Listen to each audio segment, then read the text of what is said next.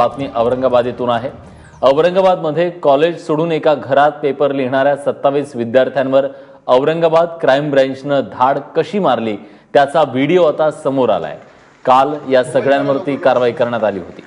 कृष्णा केंडे आपले प्रतिनिधी आपल्या सोबत आहेत। कृष्णा, आता हा व्हिडिओ समोर आलेला आहे, कशा पद्धतीने हा सगळा बाजार मांडला गेला शिक्षणाचा हे यातून दिसतंय, काय आता कारवाई पुढची होतीये?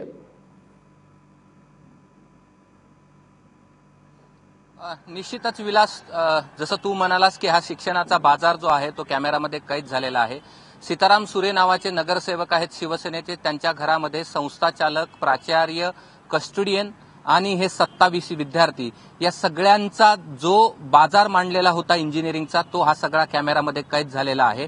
आणि कशा प्रकारे रात्रीच्या वेळी या महाविद्यालयातल्या दुपारचा पेपर सोडवला जात होता याची सगळी दृश्य जे आहेत ते आपण पाहत आहात। आणि यावरनं गेल्या 2 तारखेपासून हा सगळा प्रकार सुरू असल्याचं समोर येतं आहे। आणि प्रत्येक विद्यार्थ्यांकडनं या परीक्षेचे पेपर सोडून घेण्यासाठी 5 ते 10 हजार रुपये प्रत्येक पेपरसाठी घेतले जात होते आणि अशा प्रकारचे पेपर त्यांना उपलब्ध करून दिले जात होते।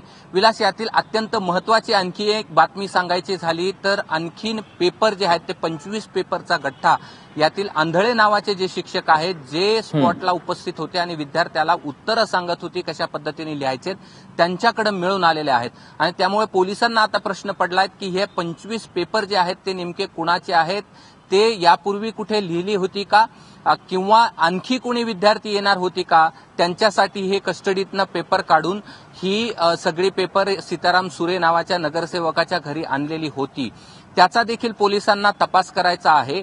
त्याचबरोबर आणखीन जे विशेष माहिती मिळते आहे की विद्यापीठाचा नियम जो आहे की पेपर झाल्यानंतर ह्या उत्तरपत्रिका 7 वाजेपर्यंत पोहोचल्या पाहिजे होत्या, मात्र 13 तारखेपासूनच्या उत्तरपत्रिका त्या महाविद्यालयात मिळून आलेल्या आहेत। त्यामुळे हा देखील सावळा गोंधळ जो आहे तो समोर येत आहे आणि विद्यापीठाची किती दिरंगाई आहे आणि इतक्या दिवस पेपर राहिलेच कसे महाविद्यालयात हे सुद्धा या ठिकाणी आपल्याला पाहायला मिळणार आहे आणि याची देखील पोलीस चौकशी करत आहेत। विलास, आता नेमकं काय होणार आहे तर आज या 27 जे मुलं आहेत त्यांना न्यायालयात हजर केलं जाईल। त्याचबरोबर जे शिक्षक आहेत ज्यांना अटक करण्यात आलेली आहे, संस्थाचालक आहेत, नगरसेवक आहेत, या सगळ्यांना दुपारी 2 वाजता औरंगाबादच्या न्यायालयात हजर केलं जाईल आणि त्यानंतर त्यांची पोलीस रिमांड जी आहे ते मागितली जाईल।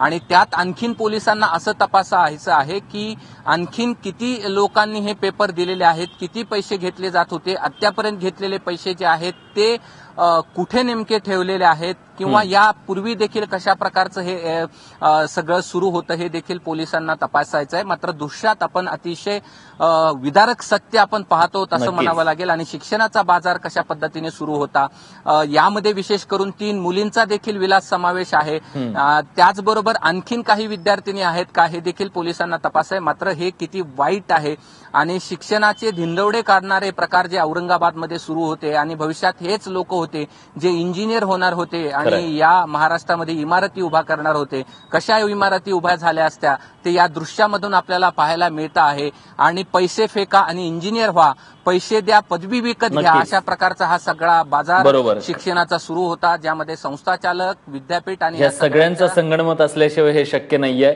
एक आठवण नक्कीच होते, परवाच काही दिवसापूर्वी जेव्हा शिक्षण मंत्री स्वतः म्हणाले होते की या देशामध्ये ज्या पीएचडी आहेत आपल्या महाराष्ट्रातल्या त्या पीएचडी अर्ध्या बोगस आहेत। आता ह्या डिग्रीची परीक्षा देणाऱ्या मुलांचे हे डिग्री कशा असतील हे दृश्य बघितल्यानंतर आपल्याला लक्षात येतं। हे दृश्य पुन्हा एकदा आपण बघूयात, ज्या दृश्यात खरं तर इथल्या शिक्षणाचा बाजार कैद झालाय असं म्हणावं लागेल आणि हे विद्यार्थी परीक्षा देत आहेत।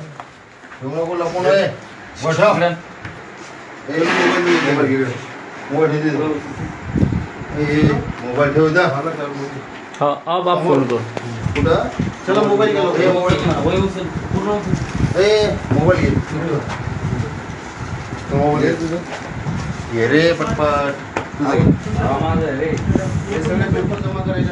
बस रे, बस खाली, बस खाली आहे।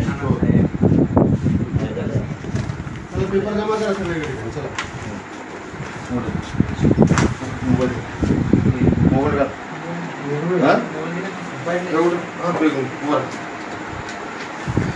मोबाईल जर सापडला ना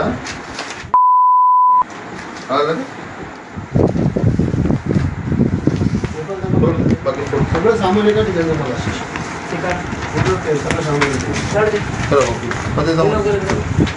सगळं सामान मोबाईल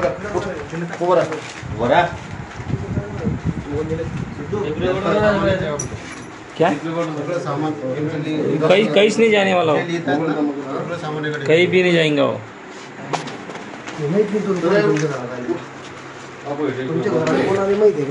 काय नाव तुझं? हां रवी. काय रवी? हे लोक तुमच्या घरात आले हे कोण आहे? बोलतो आणखी हां घर कोणाचं आहे? वस्तू का? घर किसका आहे? हां हे घर कोणाचं काय आहे? आहे? काय नाव तुझं? रवी सुरे. रवी सुरे. मोबाईल घ्यायचा मोबाईल दे तुला. खाली बसा सगळेजण जसे होते तसेच खाली बसा. मोबाईल जसे होते तसेच आपल्या आपल्या पेपर सोबत खाली बसणार. एक बाजू बिठावणार ले लो और एक बाजू बिठावणार मोबाईल तेव्हा या दृश्यांमधून आपल्या शिक्षण व्यवस्थेचं अत्यंत विदारक असतं वास्तव समोर आलंय. शिक्षणाचा बाजार कसा मांडलाय हे पुन्हा एकदा समोर आलेलं आहे. या सगळ्या संदर्भात कारवाई होईल अशी आशा करूया.